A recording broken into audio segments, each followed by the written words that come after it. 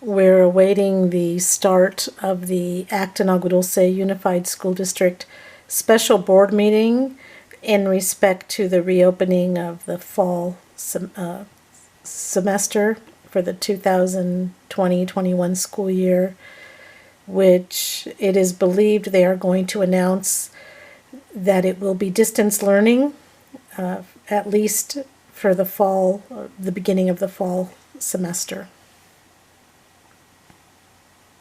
Dulce Unified School District Board of Trustees.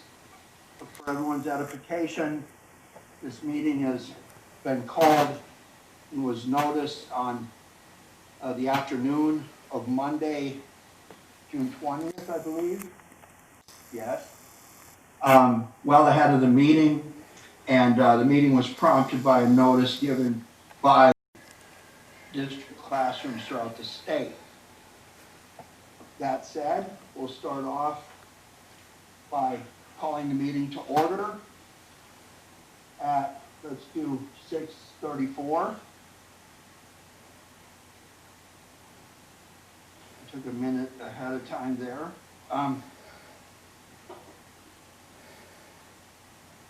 Do I have a motion? First, let's roll call everyone.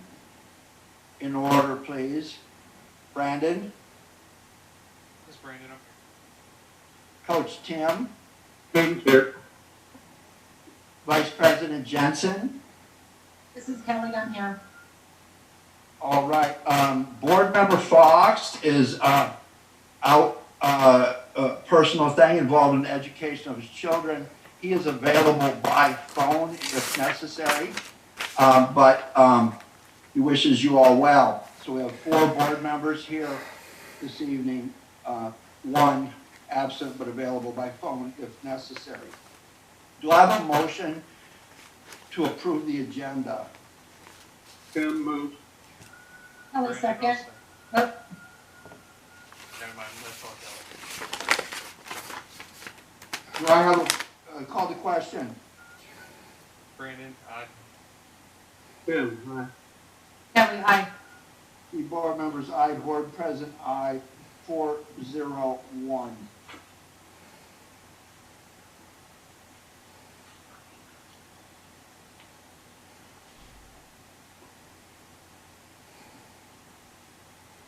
We're taking care of some housekeeping here.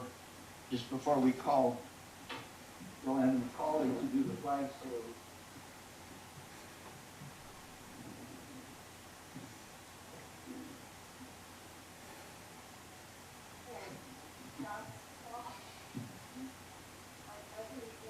To the flag of the United States of America and to the republic for which it stands, one nation, under God, indivisible, with liberty and justice for all. Thank you, Yolanda.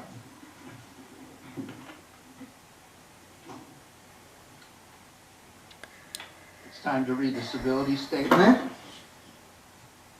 When conducting the district's business, we will strive to communicate clearly and concisely with respect for the time of others, listen objectively, carefully considering the opinions of others, understand the counterproductive effects of disruptive, demeaning, and intimidating behaviors, understand and respect district policies and procedures, and maintain a respect for the rich history of the district and the efforts of others who have served in the past.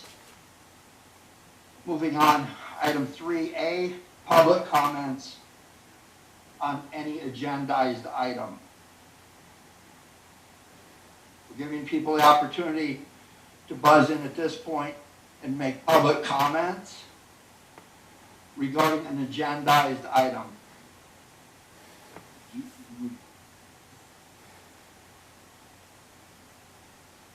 Is anyone texting in or beeping or?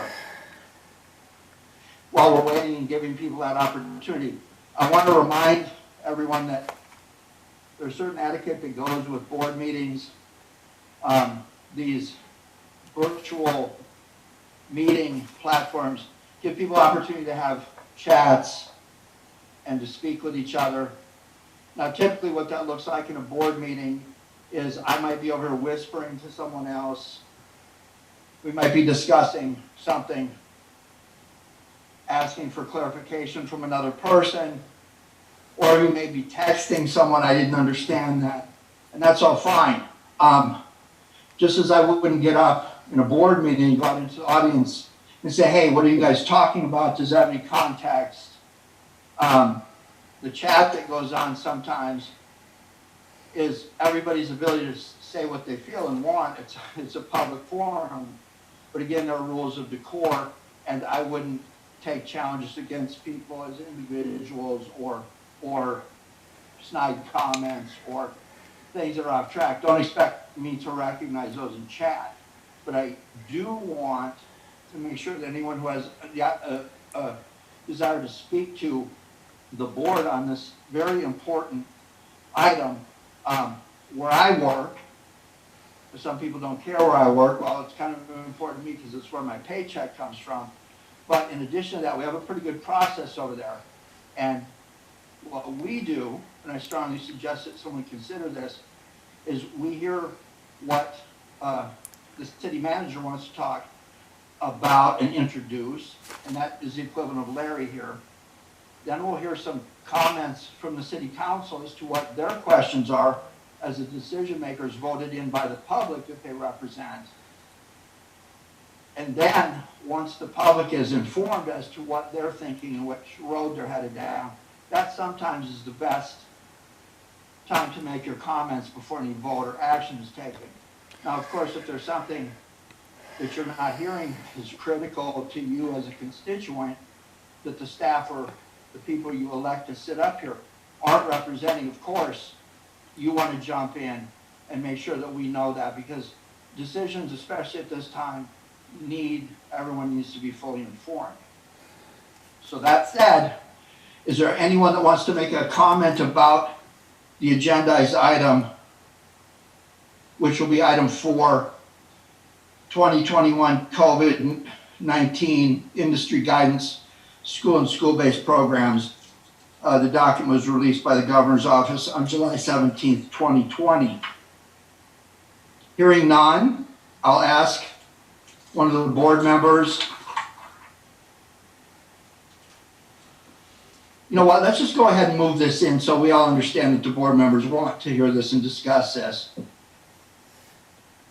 Tim moves. Thank you, Tim. Brandon, I'll second. Thank you, Brandon. Bring it back to me. One more time, is there anybody out there that's chatting in? No. Okay, then I'll be asking that again. If somebody, if I forget to do that, please somebody babysit me this evening. Larry, could you open this item for us and tell us what, introduce it? Absolutely. So, first of all, I want to thank the board, staff, parents, and students for their support and patience as we work through this difficult and challenging time. And as I repeatedly said, this is unprecedented, and 30 years of education that I've been in, I've never seen schools shut down for such a prolonged period of time other than a natural disaster or emergency. So this is very different. A couple things to keep in mind just as a reminder as I share my comments. One thing is that things are constantly changing in terms of the information we receive, the guidance and the direction from local and state agencies.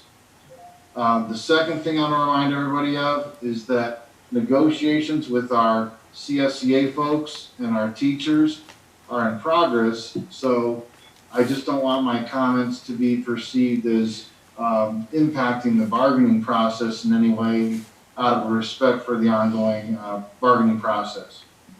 I'm going to go over some highlights from the governor's plan for learning in safe schools. I want to point out that this aligns with I'm going to present a summarized version of what's attached to the board agenda. So on the board agenda, you'll see that it says industry guidance, as Mr. Fosgraf read, for schools and school-based programs. So I'm just going to share some highlights of the guidance, and then you are free to peruse at your leisure, or maybe you already have the detailed Hey, shut the fuck up, you fucking bitch.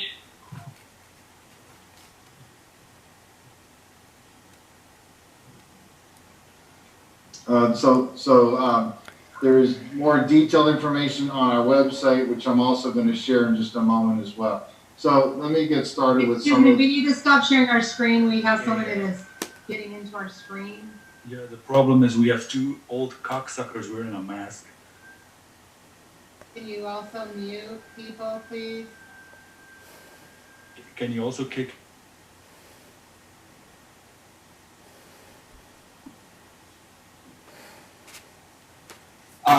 I'm gonna move that we adjourn for just a couple minutes.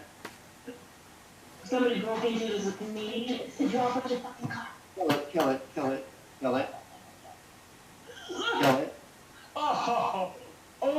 my god! Oh, that's funny.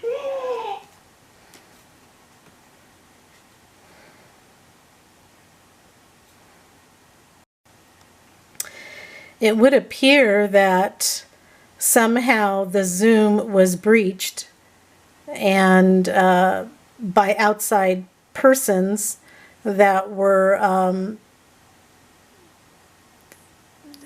somehow got on the Zoom and were talking over the superintendent's comments inadvertently and were using foul language, and so they had to cease the meeting.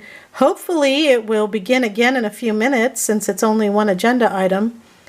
It's very important for parents to find out what's happening since school is going to start in a little over a month. So hopefully they'll figure out what happened and they'll be able to continue. So I apologize for that. And hopefully they'll be able to continue to speak on how the guidance is going to look and how the new school year is going to look. My comments tonight may be perceived as neutral because we are in the progress of negotiations with both our classified employees and our teachers. And so we want to be, sensitive to that with my comments at least. So I'm going to go through a summary of the attached guidance from Governor Newsom. So a couple of things. Number one that he outlined for us in the guidelines is safe in-person school-based instruction based on local health data. So the County Department of Public Health uses 6 indicators. I'm not going to go through all of them, but that data includes the numbers of new infections per 100,000 residents, the test positivity rate, the change in hospitalization rate, among other data criteria. Any county that does not meet the state's benchmarks is put on the county monitoring list. Currently, there are 34 counties in the state of California. LA County is one of those counties on the state monitoring list. We are part of LA County, and as a result, we have to adhere to the guidelines which state that any counties on that list may not permit students or open to the public until there's 14 consecutive days of meeting the data criteria according to the Public Health Department that allows you to do so. So right now, we are not open for instruction. Number 2, strong mask requirements on anyone in the school. In the updated guidance, all staff and students in 3rd grade and above will be required to wear a mask covering. Students in 2nd grade and below are strongly encouraged to wear a face covering. Students should be provided a face covering if they don't have one. The state's delivered over 18 million face coverings to schools. I want to offer a clarification on that point in the governor's guidelines. A local entity can have more strict guidelines than the entity above it. So, for example, although the state recognizes that students below 3rd grade are strongly encouraged to wear a mask, the local county Department of Public Health has directed that all students must wear a mask from kindergarten and above. So we have to still adhere with that direction from our local entity in the County of Los Angeles. The second piece of that is that we've ordered plenty of masks on our own that we do have for staff and students. There are some other options that I won't go into here. For example, there is an option to wear a face shield, as long as the face shield has a drape below it that can be tucked into the shirt. And there's other specifics as well in terms of accommodations for particular students or staff. The third thing the governor outlined was physical distancing requirements that we've all been hearing, the familiar 6 feet away from one another, away from children, while students should maintain 6 feet from one another as well, as much as practical. Number 4, regular testing and dedicated contact tracing for any outbreaks at schools.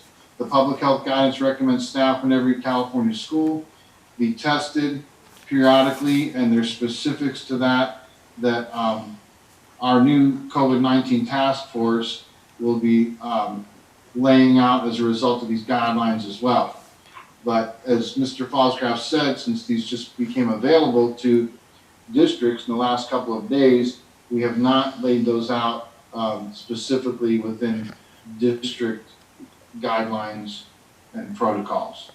And number 5 is rigorous learning, distance learning, that the governor has stated that all devices and connectivity are accessible so every child can participate in distance learning.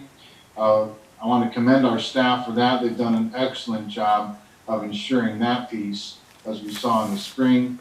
In the fall, you'll see daily live interaction for every child with teachers and other students, class assignments that are challenging and equivalent to in-person instruction.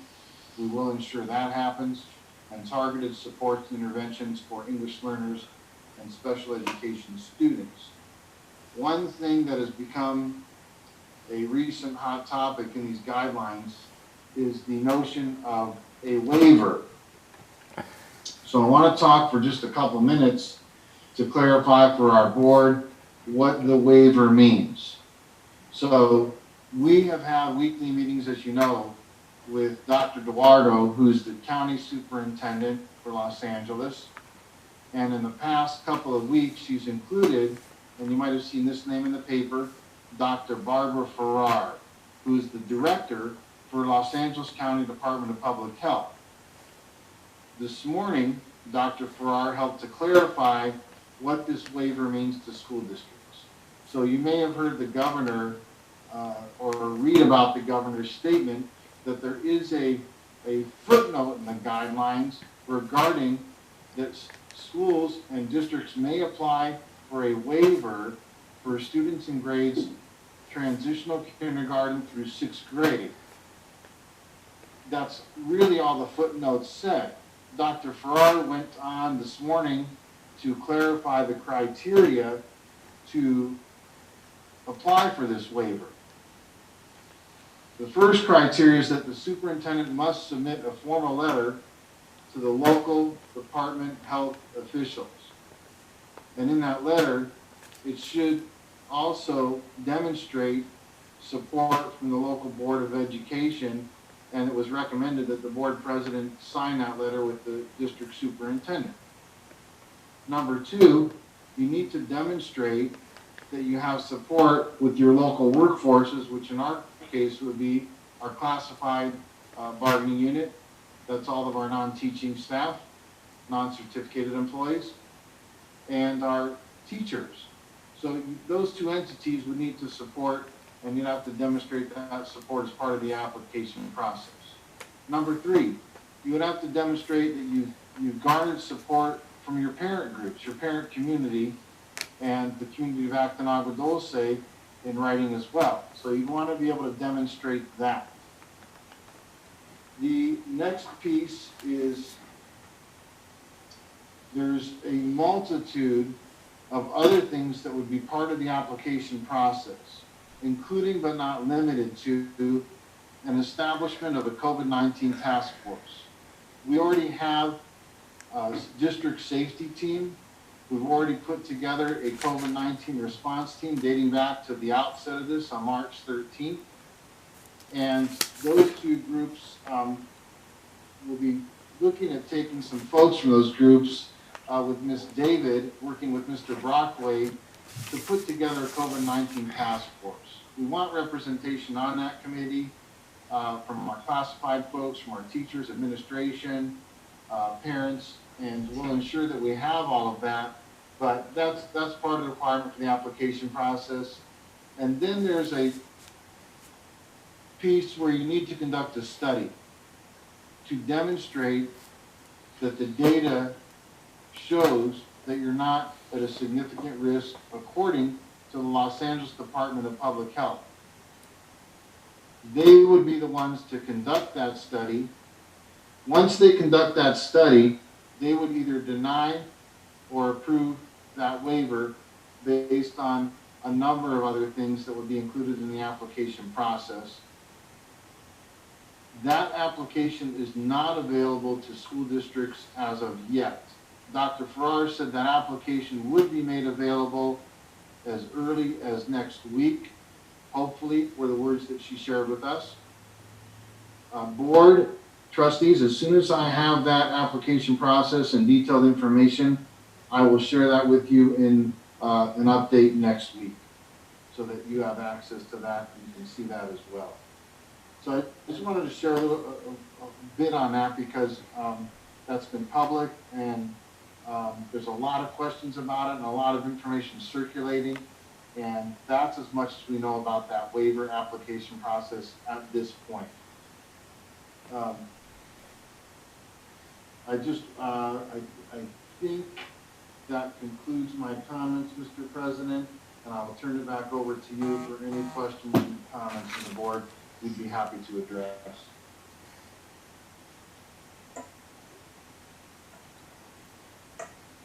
Board members, bear with me for just a second here. I want to remind everyone, if you've just joined us, we had a little incident a little bit earlier. The first thing I want to say is that some people understand technology to the point where they can jump on, try to make a comment, and let us know what's happening. And if you saw names or a name jumping up there, I can assure you that there are people that attend these meetings that have been attending these meetings for years and have been highly involved in the district. And we should not extrapolate because they're jumping on the screen to say, hey, there's something very wrong here, that they had anything to do with this unfortunate incident. So if you see hear something or see something, do not jump to conclusions because you may be offending some of the district's strongest supporters for periods of decades. So that said, if you are in the waiting room and you're not getting in and you know one of your friends is on the meeting and you text them, they will probably tell you we're not letting people in with phone numbers or nicknames or things like that. And anybody that saw what happened earlier will surely understand that. So you click on your dots and you tell it to name yourself the same thing as on your birth certificate, which in my case is Ken Fallsgraf or something like that. So change your name so we know who you are. We want you to participate and let you in. Before we turn it over to the board members, I want to remind everyone that we're in active negotiations with our employees. And so if you're asking particular specific questions about what you can expect the instruction to look like and that type of thing, I would suggest that you attend the August 8th meeting because we're not going to be answering questions about what the teachers are going to do and giving them directives on what they're going to do before they decide as credentialed professionals and given the circumstance what they are capable of doing to deliver a measured result. So that said, start changing your names, you 14 people in the chat room or waiting to get in. And I'm going to turn this over to my colleague Brandon. Do you have any comments?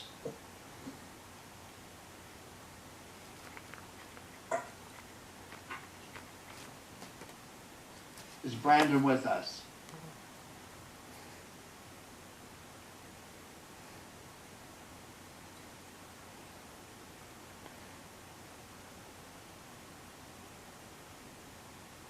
There we go. Sorry about that. I was muted.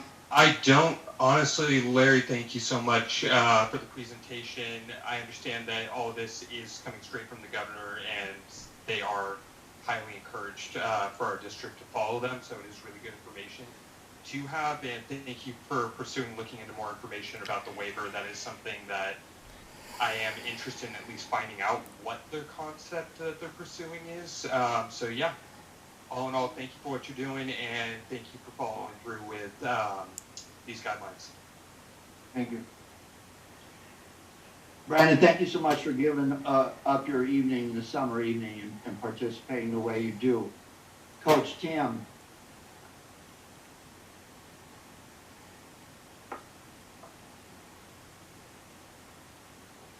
Okay, there we go. I'm there. Larry? Yes. Okay, now I'm going to use the document that I saw that I printed from the agenda. I have some questions. I don't know whether you can respond to it or Lynn will respond to it. And I just want to get my clarity. So I've got a couple of questions I'm going to go down. I have them all marked. I'll just walk through this quickly as I can. Sure, go ahead. All right, so page 2, where it says down there, the student, family, staff population. Now, we have staff that travel from other communities. What has been your consideration about where our staff are coming from if we should elect to have them come back to the classroom 1 or 2 days under the hybrid? Okay, and Tim, what page you on? Page 2, overview, down at the bottom. Student, family, staff population. Okay, got you. So who are the student, family, and staff populations will be impacted? So that's part of what we need to answer as part of our plan. And so we would need to put that together with our task force and that's part of when they come out with these things, Mr. Jorgensen, it creates a streamline of work, and we will get that information for you in the public, but that's part of what we need to put together. The only thing that caught my attention there is that we have several staff members that travel from other communities that come here to work, and so how are we monitoring if they should be in a hot spot and coming back here, just as a heads up. Now, moving to the next page. That's good one. Under general measures, page 4, you got the one answer there, that the task force that you've already got, your school safety committee is going to, in essence, be the task force. Now, who and how will that current disease levels be communicated to the local and state authorities? So Ms. David is working on that task force along with Mr. Brockway, and part of that task force would also include our health expert, Ms. Carey. So, yeah, that's right. Our school nurse would be part of that. And so Lynn is already working with Carey on a methodology for gathering data and to do it in a safe way that doesn't jeopardize anybody's HIPAA rights, and that we can get the data we need and share it with our local county Department of Public Health so that we can make decisions accordingly. But we will have a process in place so that we can do all of that. So the one thing I have highlighted there is the confidentiality. You mentioned that so that we can appropriately say what our data is without compromise.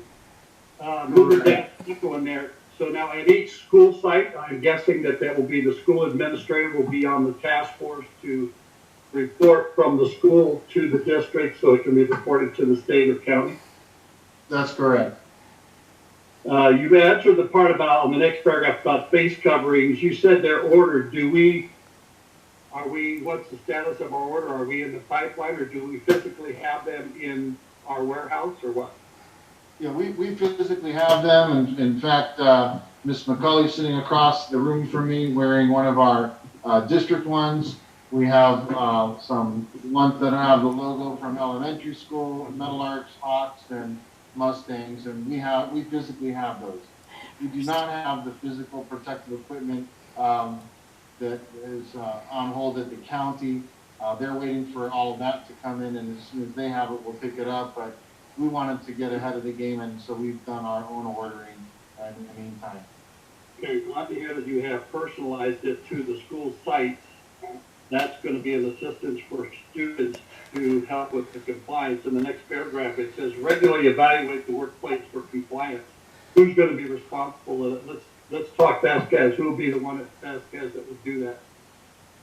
Well, the administrator in charge is going to ensure that the school is in compliance at the most local level. And from there, it would be that task force again, working with our school nurse, Ms. David, Mr. Brockway, and we will have all of that spelled out for our folks. So it's very public, very transparent as to what we need to do to stay in compliance with local and state mandates. Page 5, where it's talking about evaluate whether and to what extent external community organizations can safely utilize school facilities or sites. We have a lot of organizations within the community that want to use our sites, that they're going to be comprised of all of these requirements and be able to, let's say they use a facility. How is the decontamination sanitation handled after that before they come back so we can use it on Monday? Sure. So anytime there's a staff member or an entity that's using a classroom or a site, we have a sign in and sign out procedure. And so Ernesto Mora is very aware of that. And through that process, that room gets automatically disinfected and cleaned after use before the next person comes in to use that facility. Right, but what about weekend use of gymnasium or NPR? Same thing. We got them on a schedule. We know when they're using it. Ernesto does a great job. He's available on weekends. He was here last weekend, making sure that things are cleaned and disinfected in accordance with usage. I got a question coming with that a little bit later on that. Now, what efforts does the district make to identify our community members and our family members that have multi-generational homes so that we can provide additional support and education materials to these families? So I want to make sure I understand your question. So when you say multi-generational, Where there's family in the house, mom and dad are in the house, older brother, kids, students, where you've got a couple of generations in the house, what it says we need to provide support to them. Do we have that geared up where we can provide them documentation and support so that they can help do what they can do in the household so that we can have a safe opening? Yeah, we absolutely will. It's a lot of the same things that we've been talking about and posting throughout our campuses.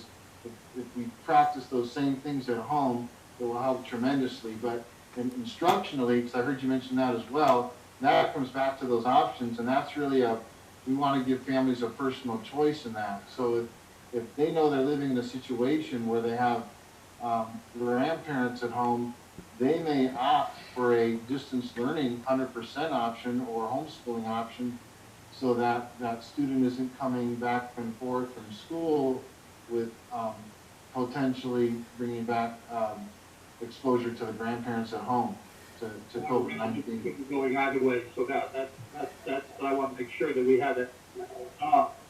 Page 6. Now I mentioned it before at earlier board meetings, and I know that we have it at high school. I'm not sure at High Desert Meadowlark. We have air dryers. Have we been able to come up with a issue that we need to provide paper so the kids can hand dry to help do that physical contact when they're doing their hygiene, washing their hands frequently? Yeah, in fact, we're looking at a couple other options. We're getting some pricing on completely hands-free, just like you see when you go into other public facilities where you wave your hand and you get the soap, you wave your hand, you get the water, and you wave your hand, you get the dryer. So we're looking at some hands-free options for students and staff. Well, that's one of my concerns is that hands-free dryer that Vasquez has are really inefficient, and it's going to preclude people from washing their hands because they know they're not going to get their hands dry to get out of it. We'll look at that. We'll look at that, Mr. Jorgensen. Yeah, we'll take a look at that. All right, so, and you've got the supply of PPE, hand sanitizers for each classroom and multiple locations around the site so the kids can do their program and stuff. Yes, and we're continuing to make sure that that's throughout every school and every classroom. And Miss David's on the line here too, and she's got that under control working with Mr. Morris. So, yeah. And now one of the requirements was that everyone coming to the campus, students, staff, teachers, you know, everybody has to have a mask. And if a student shows up at the appropriate entry, because it's going to be different from the exit, so that you can minimize the congestion. I get that entry, we have masks available for students who left it behind or whatever. I understand that we have that, correct? Absolutely. For anybody from, the public that comes into the office, we have masks available. We do that here in our own reception area at the district office. It's not uncommon. Somebody comes in and said they forgot their mask, and we distribute those here even when they're just having a brief conversation at the reception area. And if the part of the, is there a medical exemption for mask wearing?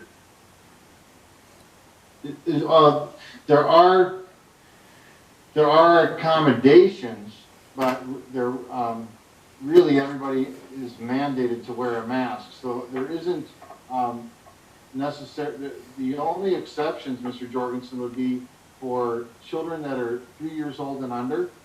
Yep. And in particular cases of special needs student where that needs to be an accommodation.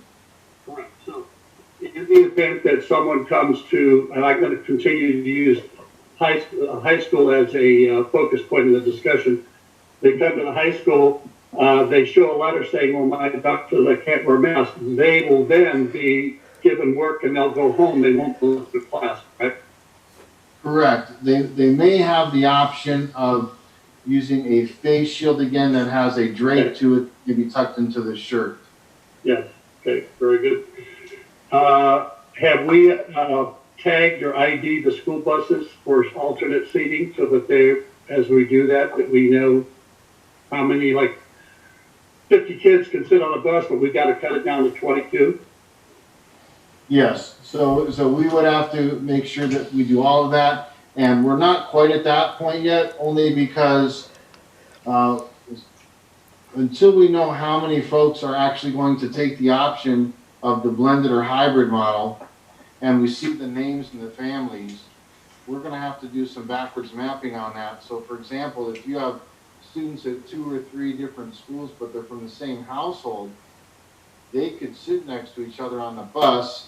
And so part of our maximizing space on the bus, those kinds of things would play a role in that. So, yeah, we're not completely at the point that we put together a transportation schedule because we don't have all of the numbers yet and names. Okay. Moving on, page 9, ensuring teacher and staff safety. Physical distancing and each other's are critical on the campus. The administrator I can't envision that the administrator is going to be able to monitor break, nutrition, and lunch. Where's the manpower that's going to help provide guidance there?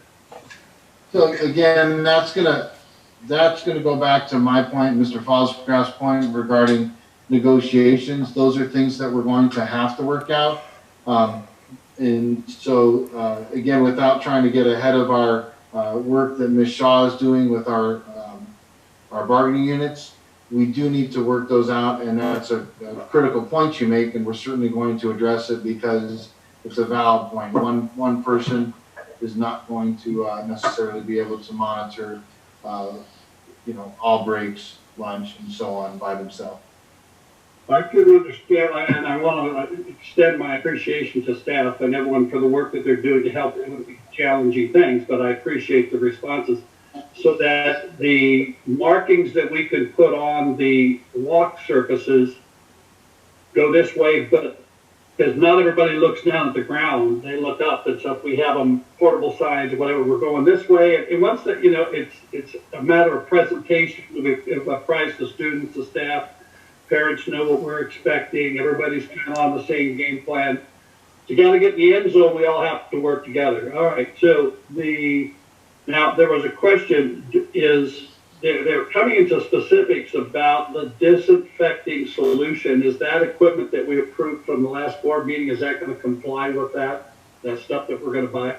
Yes, it is. Absolutely. It's in compliance, and we have the equivalent of material data safety sheets that Mr. Moore checks out, as well as Ms. David, and with our school nurse, and we're sure those are in compliance. Okay. All right. Got a couple more. Thanks for your patience. Of course. Reach designate. Okay, got that classroom place. All right. So now, in one of the points, this is maybe the one that I know that Kim is going to be working on with negotiation, but it appears to be that because of the minimal, trying to reduce the activity and the times that students move, serving lunches outside, no more buffet. So I'm sure that the lunch food services has got that we can't do that food buffet where they're all waiting in line. It's going to be a challenge. And that they're encouraging students to go back into their classroom for lunch because they already have the seating spaced out to help minimize. That'll be part of your talks with your negotiations, I understand. Right. Now, when it comes to, it says that students, they need to take their belongings home each day. They don't leave them at the school. So physical education, our lockers are going to be taped shut, I presume, because they won't be able to store their clothes there overnight. Correct. Okay. Right. Okay, going down, train staff, educate families. The key thing I want to make sure that we're doing is that as long as the PD that we're giving staff and teachers, that we're providing adequate knowledge, experience, recommendations, and considerations to the families so that they know when they send their students to school, we're all on the same side of the ball trying to move it to the end zone so that we're moving safely. Plan procedures. Okay, well, I think that does it. There's one last thing that I noticed at CIF, pardon me. There's one last thing that I have is that I noticed that I was on the Zoom with CIF is that they're condensing athletics into 2 seasons rather than the 3, and they're moving sports from spring. Actually, in essence, it's about they're getting rid of the fall season. They're going to make it winter and spring, and moving teams from spring to winter to give it balance. Well, that part of the conflict there is there's kids that play both sports. And now, instead of being in succeeding seasons, they're going to be in the same season. And I wanted to ask, has the principal or the athletic director come back, or has there been talk about how we are going to look at these options? There's been some discussion on it, and certainly I would concur with your comment that it is a fact that students will not be able to do multiple sport participation the way they could on a traditional CIF schedule. It will be a condensed schedule, shorter seasons, and combined various sports happening at the same time that won't allow them to be in to participate necessarily in multiple sports. Right. And I know that we've agreed, and I am supporting it because athletics is going to be direct access to the success of academics, to keep our kids outdoors where we have spacing and stuff that we can do these things. But in order to host some of the programs, we're going to have to be considering that there's going to be more additional equipment to host a home event and a travel event, because they won't be sitting as close to each other on a bus. We might be able to do it in one bus. Well, this year we got to do it in 2 buses so we can separate the kids out. Again, Larry, thanks to you and the staff for getting it, working hard on this. I appreciate your hard work on it. Thank you for your responses. No problem. Thank you. Thank you, Tim. Callie, you're on.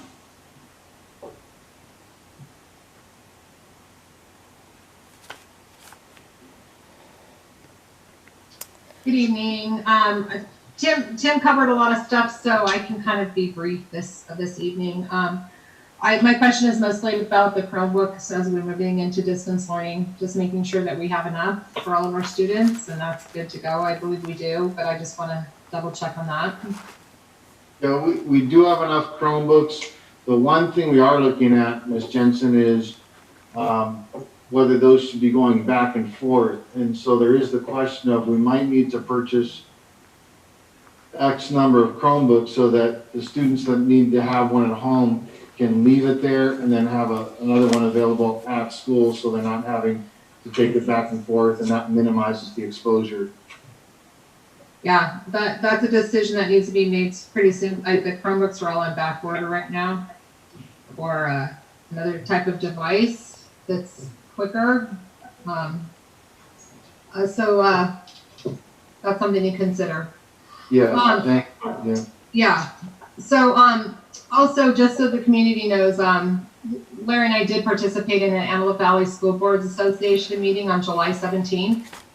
At that meeting was Supervisor Catherine Berger. There was Barger, excuse me. There's Dr. Barbara Farrar. There was Senator Salt Wilk. There was Representative Mike Garcia. There was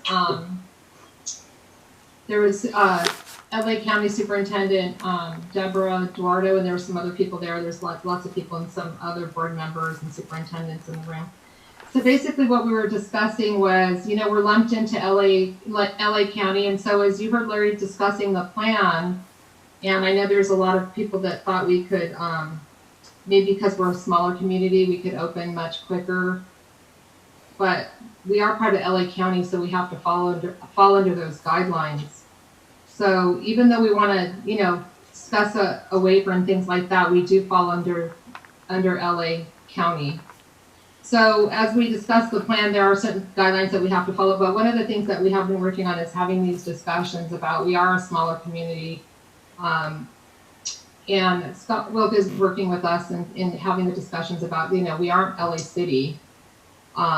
So we were having those discussions, but we do still have to follow under those. So Larry, thanks for explaining that so well. I think you did a great job explaining what we have to do.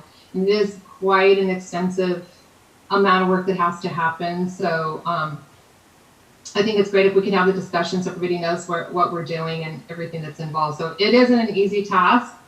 So we'll just keep everybody in the loop with what's going on and where we are in these, in all the steps that have to happen. So I know this is hard on parents and our students that really want to come back to school and have our schools reopen. So with that, that's kind of where we are with all of this. So, and it happened so quickly. We were, having all of our 3 models that were a great plan and it kind of gave everybody the options of what they felt most comfortable with for their families and their students. And then all of a sudden we were just told, nope, you can't open your schools. So that's kind of where we are, and we don't have that option. That was taken away from us, and so this is where we are with distance learning right now. So we'll start working on those plans and seeing what we have to do and where we are and following all those guidelines. So with that, that's where we are, and so thanks for parents for hanging in there and all of that, and our teachers.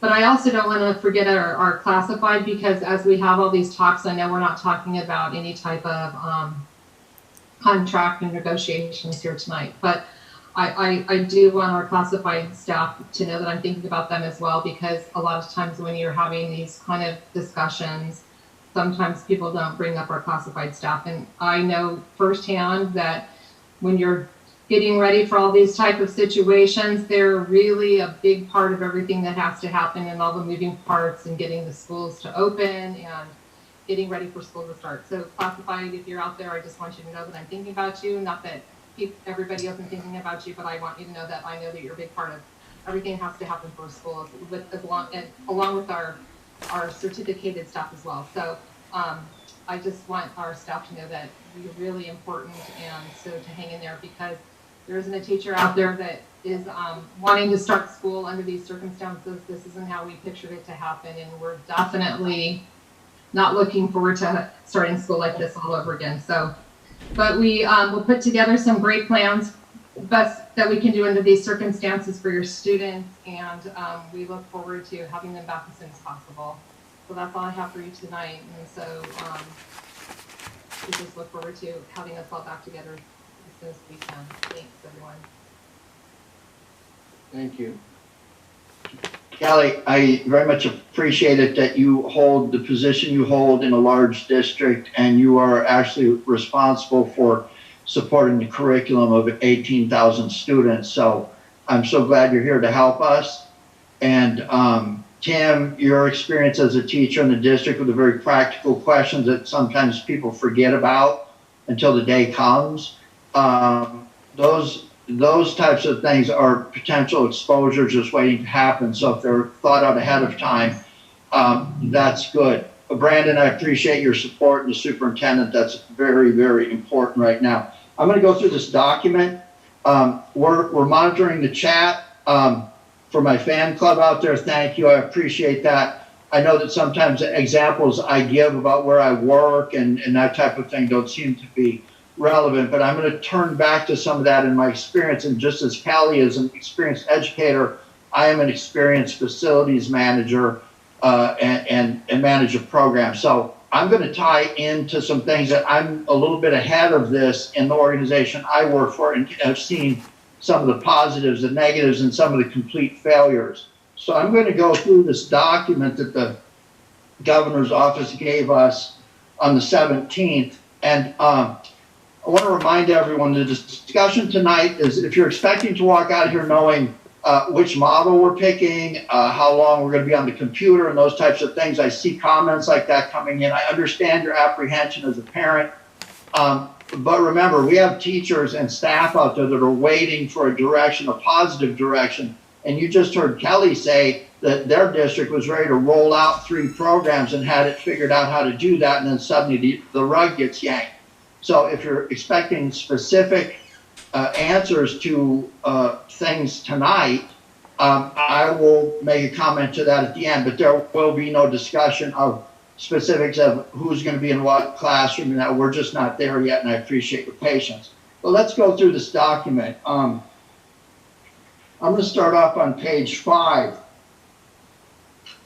If we go down to the second paragraph of the light colored bullet point, it says that we're going to adhere to these guidelines because a failure to do so could result in workplace illnesses that may cause classrooms or entire school to be temporarily closed or limited.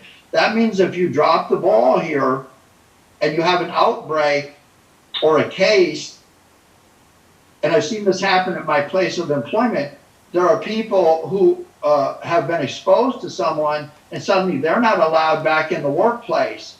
And so I've seen entire divisions shut down while everybody's waiting for tests to come back. I want you to think about the magnitude of what that would mean to a school or a classroom. And unless you've got those kids in those classrooms being escorted out in a bubble every day, there's exposures here. But this is probably the biggest warning in this document. Adhere to these guidelines, for failure to do so could result in workplace illnesses that may cause classrooms or the entire school to be temporarily closed or limited. And once they close you down, the likelihood they're going to open you back up right away is, I think, very limited. Going back down the page a little bit, we come to 3 more light colored bullet points. These are typically our students with IEPs. And we've come to great ways in campus culture and social health to have kids running around being said, well, that one right there, why don't they have to do one? And then we've got one here, individuals who may not be able to communicate symptoms of illness. So we're going to give them a free ride because they don't have the cognitive capacity in the case of my nonverbal child who is also cognitively limited.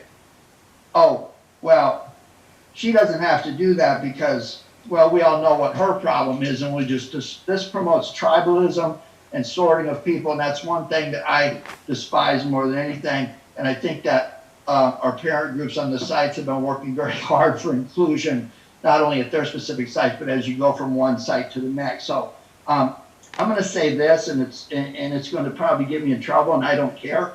I'm not here to make the COVID cowboys happy. I see people walking by me where I work, not wearing a mask, and they're trying to message me something. I don't know what your message is. I don't want my kids sick. So I see this all the time where people are just either one side they're wearing masks and everyone in the whole world has to have one, or I'm not wearing a mask because I'm that kind of tough guy that came out of Texas oil fields. Well, I got a mask on and I came out of the last one. Let's go to page 6. Promote healthy hygiene practices, and this is all about what the kids will do, and it says staff should and students should. I have yet to have, out of my 5 kids, have one that at 16 years old, I did not have to ask them, did you brush your teeth yet today? Well, we're going to go through this microscopic hand washing and sanitation exercise. It's the equivalent of going into a HAZWOPER site at an EPA Superfund nuclear disaster. Some of this is just not practical. So why is it in here? Well, I'll get to that in the end. Okay, the face coverings. So I look at your face covering. Oh, you're 2 years old. You're somewhere in between there. But the rest of you, at 3rd grade, I'm going to be pointing out to kids that's in 2nd grade saying, hey, why don't they have to do this? And some kids, I won't name one because I don't have a mirror right in front of me, found their identity by being a punk at school and being non-compliant. So what this looks to me is like, I'm going to give people an opportunity to sort each other, and then I just pull down my mask and I hijack the whole class while the teacher's trying to put me back in my mask. I'm going to cover what the teachers are supposed to do here in a minute. Let's go down to where it says staff on page 8. All staff must use face coverings in accordance with these guidelines. Any questions about that? That means if you are a staff member in this district, you will wear a face covering at all times. You get out of your car in the parking lot, you return when it comes back. I hope there are no questions, because some of the things I've seen over the summer in some of the newspapers suggest to me that if we're going to sell this to the parent groups and the public, then we better be practicing ourselves, and I see a lack of uniformity, so hopefully that will be corrected soon. Next page, 9. Forgive me, I'm breathing my own carbon monoxide, and that doesn't tend to be a good thing. Ensure teacher and staff safety. I want you to think about that. So I'm going to sit out here, and I'm going to tell everybody what I want. But I've got professionals that are credentialed, that went to college, that know what to do, that are used to taking classrooms of 20, 30, 35, 40 kids and trying to reach them as individuals. And they're going to be worried about whether or not they're going to get sick. And they're just going to be mandated into a room because I need daycare while I go to work in LA every day. That's not responsible. I'll get to the teachers at the end. So now, 5, intensify cleaning, disinfection, and ventilation. Okay. I don't want to beat a dead horse here, but some people have bonds, and those bonds are meant to keep facilities bright and spiffy and modernized and to add things that we might need to add. And when you don't have that type of thing, you go into your budget that's for maintenance, and you do projects with maintenance. And in fact, at the last board meeting of the school year, there was a project list that was very clear about what we were going to do and not do. And on there, I didn't see a retrofit for COVID shields and screens and hand sanitizing stations and all those types of things. So if your budget is for X, and the governor does not say, here, we're going to ramp you up with some funding ahead of time to make sure your schools are ready to rock and roll, and you can protect your students the best way you can, then I don't know how we're going to take a budget that we're struggling with already and make all these modifications. Something will fall off the map. And when things start falling off the map and there's no clear direction and a prioritized list of what types of things are going to happen, and when you start dropping through the cracks, and the next thing you know, you've got kids that are sick or perceived sick or something else. So this very much concerns me. As an ops person myself, what I look for in my line item budget is I look for an association of tasks, maintenance frequencies, and the number of people it takes to do those reasonably. So if you go where I work and look at the specifications on the job, that will tell you what needs to be done, at what frequency, at what area of square footage you're taking care of, or how big something is, or what the unit price is. And that's extrapolated to a position control. And I've been pushing for that ever since I've been on this board. So when they give you facilities reports, they're not just bragging about what the janitors are doing, they're actually being responsive to the board's request to be informed about how positions are budgeted and how they're tied back to maintenance frequencies and tasks. Now all of a sudden, I barely got enough staff. There is. I don't see people sitting around in gaiters hiding behind the high school while I'm driving down the freeway.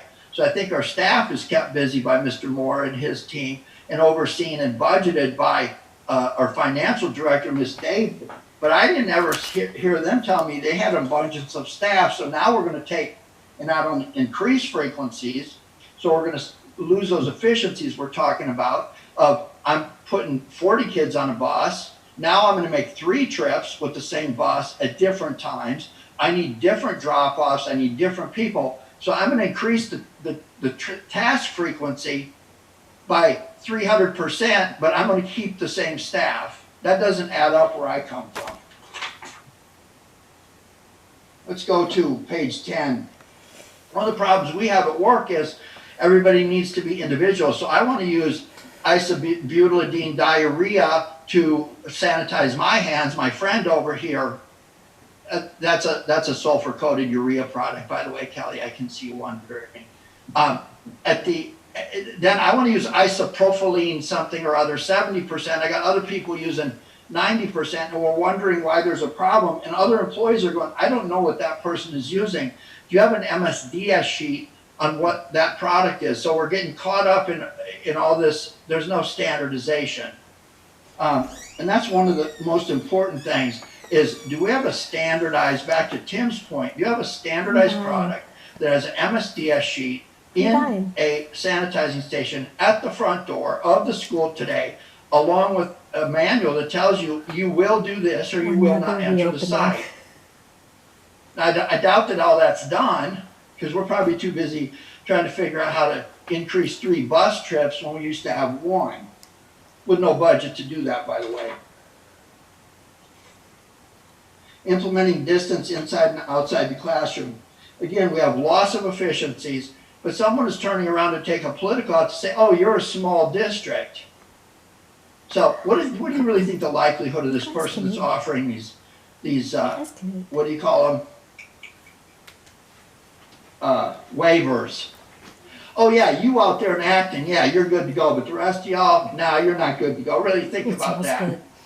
I know politics enough to know that, well, only I would make a decision like that. Classroom space. Rotten? All these rules on page 12, what the teacher's going to do. This is hurting. This is not education. This is hurting. This is hurting of people. And again, all I got to do to be the cult hero is take my mask off, be unresponsive to the teacher, have all these other kids exposed, and then I am going to further make this more about hurting. Are we going to buy cattle dogs and blue healers and stuff to help the teachers out to make sure the kids stay in their desk with their mask on? I don't know.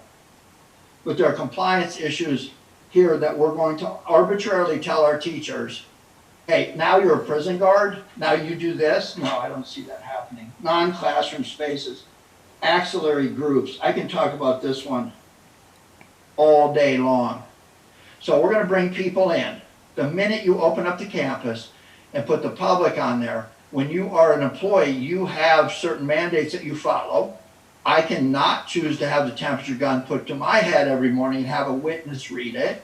I can choose to refuse to do that. I can choose to go home. I can choose to burn up the vacation, sick leave, and comp time, or whatever I have that you can go to Transparent California and find out how much I have on there today. And once that's gone, I am relieved of my employment. But within that is not a means for me to have some club come in and use the gym for something, and then I become their police and responsible for their whatever they do. And then on top of that, at the end, assuming there's no problem there, again, I take my already with nothing to do staffs, I'm being facetious, to have another cleaning of the entire facility yet again. That makes no sense.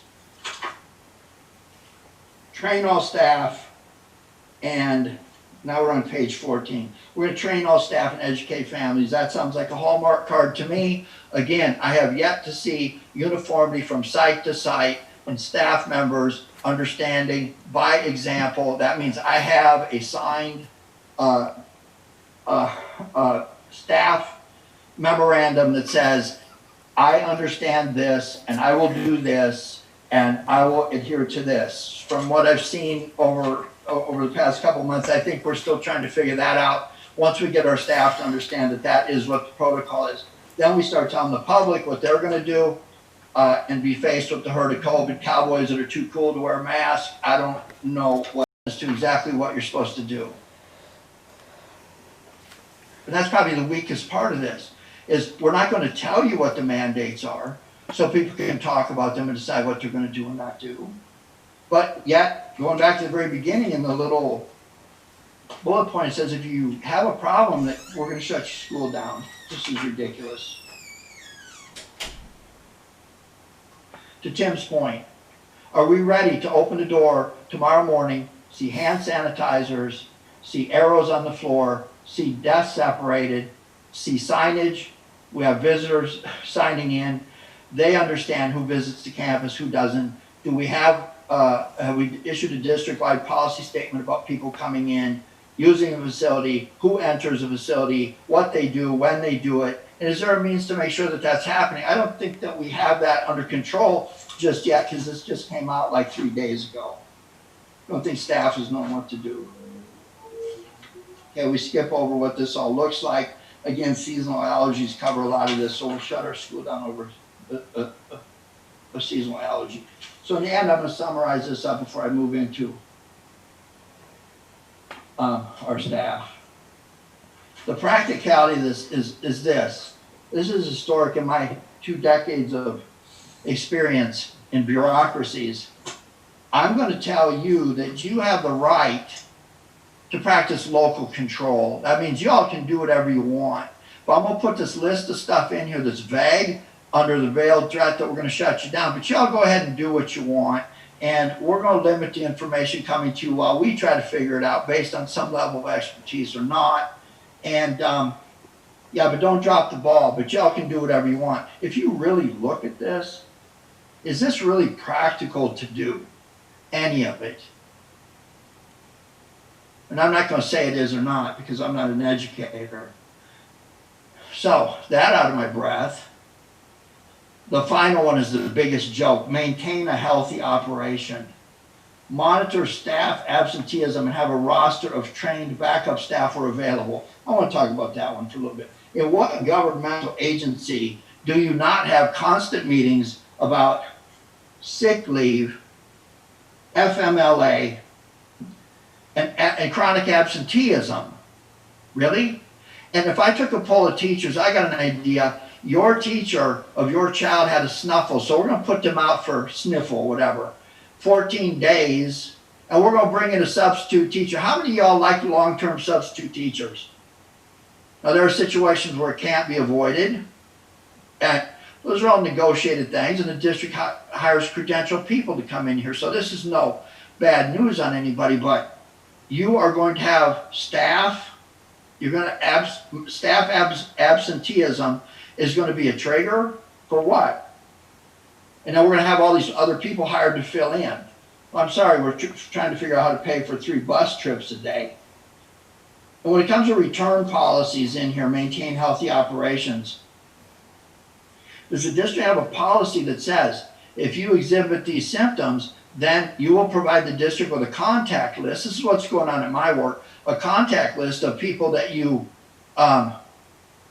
know that you had contact with, and one of them is my grandma in Idaho, and I went up and saw her and then came back, and where does it stop and where does it end, and where does it return to the focus on education?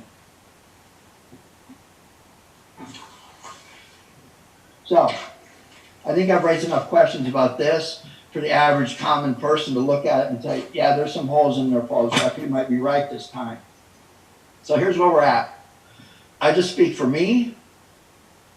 Me being the board president means nothing. I have 4 colleagues here tonight and one that's missing tonight that are highly qualified, and they may have different opinions than me. But listen, I know what we can't do. I've been hearing about it for 6 months now. Everywhere I go, you can't do this, you can't do that. So what I want to know is what we can do, and that what we can do is based on what people are willing to do. I'm going to give you an example. Let's say I hire an electrician, and I say, I got some stuff in my house that don't work. I don't want my house burned down. Well, chances are the electrician has gone through some type of program, gone through some type of apprentice program, because I'm not picking one up off the street. I don't want my house burning down. So they go through apprentice program, become a journey person, whatever their field is, and they know what to do by a standard, and they're not going to jeopardize their professional standing or credibility by doing things outside of what they know is not up to code. So let's pretend this electrician is a teacher. So I'm going to sit up here, and based on pressure from somebody or another, or some political game that somebody's playing, I'm going to tell my teachers in this district how they're going to teach their class. I'm going to tell them, you got to be the police. You got to be responsible for people who won't be responsible for themselves. And I want you to completely take your focus out of education. And I want you to spend your time making sure somebody's got a mask on and keeping kids 6 feet apart from each other, including ones that have cognitive limitations. Does that sound like a smart idea for you? To you? It doesn't to me. So we are still negotiating things, and we are waiting for a meeting, and I think it might be August 8th, and if it's not August 8th, then it'll be some other time. But the bottom line is, do not come back to me, because I'll walk out of this boardroom without a plan on what the education is going to look like. Now, I appreciate parents out there being patient, but they have lives, they have plans, and the idea is coming back that life isn't supposed to return to normal, but some of the supports we have been used to in our lives have not returned to normal. So, it's a matter of what the teachers are willing to do to take a set of circumstances that are nearly impossible and tell us what they think that they can do to be effective educators, not mask police. So when you come back to us as a board member, my expectation as a board president is we know that every classroom does not look the same and every teacher does not use the same approach. They're not robots. But I know what 2nd grade class is supposed to look like, and if we got a couple of them, and when we got an elementary school, I would think that we're kind of doing kind of the same thing. So if the teacher says, we're all going back to our classrooms, but we don't want people in there, we'll broadcast from our classroom, then I think that that's what I need to hear. When it comes to this waiver, and that's all I'm going to say, but when it comes to this waiver, be very clear. It says that you require the support of your staff members who will ultimately be responsible for making this happen. So until I see a letter, and some of them are coming to me lately directly from my teachers union that says, Board President Fallsgraf, we are ready to ask for this waiver. Well, guess what? We might fill out the paperwork in the office, but without that support and expressed clearly in writing, there is no waiver. And then on top of that, the practicality of making that happen, I don't want to put my staff at risk. And I want them to focus on how to educate our kids at this difficult time. But at the end, they best know how to do that, certainly not me. There have been a couple questions come in. It looks to me as if they're asking for specifics about what the programs might look like. I will apologize that I can't answer those questions because I don't know what they look like. And I've been very careful not to tell the teachers in negotiation with, I'm waiting to hear, I'm very excited to hear what they come back with, because I think when they come back, they're going to tell us something that's way better than what we're thinking about now. And we'll have some confidence that they can pull it off and it'll be measurable. Is everything going to be right when it happens? Probably not, but it'll give us something for a baseline, and we'll know that everybody's buying in and doing what they've always done for the kids of our district. So That said, I am done.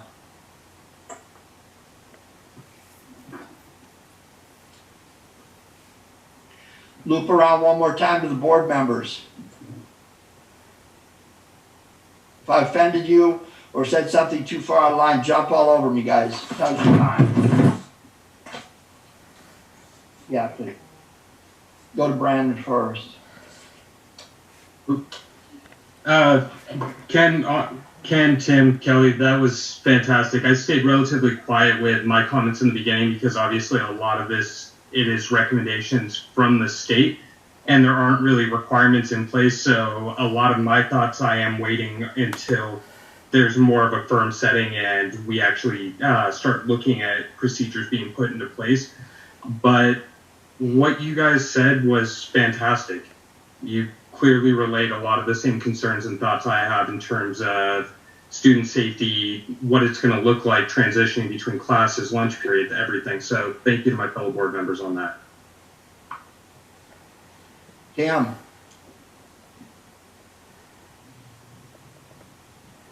There it is.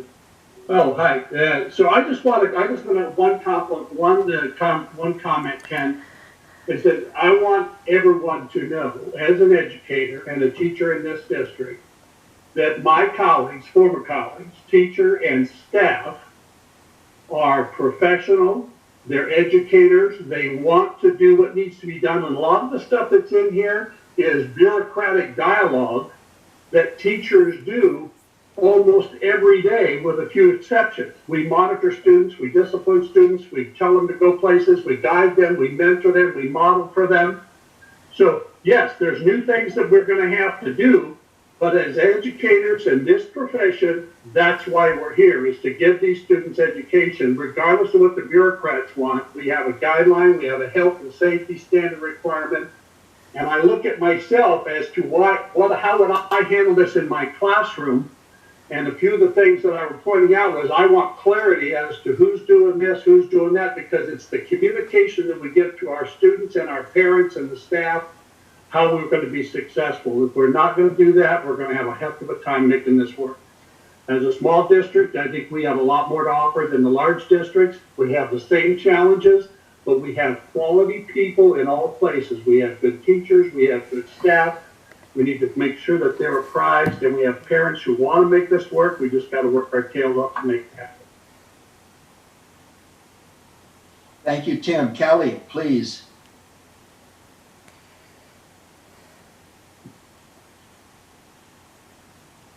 Yes, along the lines of what Tim said, that's why we offered our community in the very beginning 3 different plans so people could do what they were comfortable with. Some teachers will want to go right back to the classroom. Some will have some issues. Maybe they're comfortable, but they have some people in their home that they feel nervous teaching in the classroom. So we have all these things to work through. That's why the language is what it is, because you have to make a plan that works for your district and along with your staff. That's what it is, and that's why you have a task force. So you have to look at it in those terms as well, so that you have a plan that works for your district. Personally, I was a teacher. I am a teacher, and so it is true. Some teachers have eyes in the back of their head. To say that we police, no, we have skills. So I could have been in a classroom and I could tell you my kids probably would have left their masks on, because we build relationships, we work with our kids, and they become, like a family. So I think that don't underestimate Mr. Falsgraf's skills that teachers have when we work with our kids. So a lot of our teachers do have great classroom management, and they build relationships with their kids.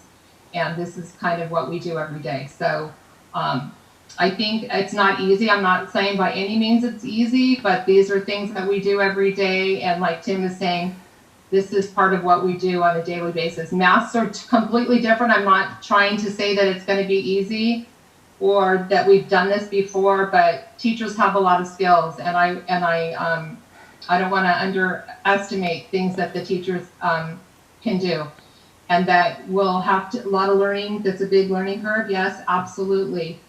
Distance learning, absolutely. There's some things, but teachers have a lot of tools. They have a lot of things that they can do. And together, when they work together and they collaborate and do things, and we're going to learn new things as we go through this. So there's some things that I think you said that you said that I get where you're coming from, but I think that I disagree on a few things. That for some teachers, they want to be back in the classroom and they want to work with their kids. So I think that we, as we work through our plan, it will maybe it will look like it did before, that we offer choices and we have a lot of things that we have to work through. So as we are working on our distance plan right now, because that's what we have and that's what we have to do. We don't have that choice. This is what we have right now. So as we work through that plan, then we start that task force, and what does that look like? And we have to work through all those things on a lot of dialogue, a lot of meetings, and a lot of things that we have to work through. So that's what we have to do. All right, guys, thank you very much. My role early on was to keep the car between the ditches, and that's becoming increasingly less important down the road as I'm joined by the people I have been fortunate to serve with. So thank you all. Just to frame this, Larry, I'm going to ask you, we're going to have to vote on something here, and I'm going to ask you to read into the record just exactly what it is we're voting on. So it's staff recommendation that board take action on the governor's COVID-19 industry guidance, school and school-based programs that was released on July 17, 2020. So my understanding of that is this. We might all pick through it and have questions about it, but we're basically saying that we as a board understand that this was given to you and it has become the operational fence that you have to operate within. And you're asking us to vote that we've recognized that. Is that basically what's happening here? That's accurate, and that it manifests itself in only one option, which is that we cannot reopen our schools at this time. Okay. In the event that something comes along out of, again, I'm not going to impact negotiations, but I think there are some things in here that are being considered. I know that everybody's at the table with good faith. Kelly, I take your comments to heart. I have a kid that's very high performing at the end of, and she came out of here. So it's not really about the teachers, but it's me saying let's let the teachers educate and not, push our expectations on them. Was that? But that said, board members, is this your understanding of what we're talking about? Do I have a motion that we would vote on this?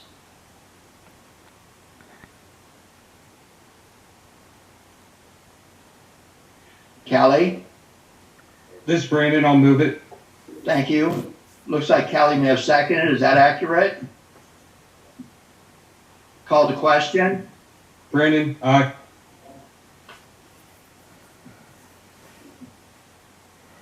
Kim? Kim's an aye. Kelly? Aye. Board 3, board president aye, 4-0-1 with Mr. Fox not here this evening. That said, staff, administrators, thank you for continuing to try to work through this, because it seems to be a bouncing ball. It's like rounding up cats. And we very much appreciate the work you do and the recommendations you bring to us. We'll move on to the calendar, which just shows a meeting of August 13th, 2020. As I said in my comments there, I think at some point in maybe even in that meeting, we'll have a better idea of what the program looks like, so we can finally relate some expectations of parents, because we're supposed to start school in about a month. Do I have a motion for adjournment? So moved.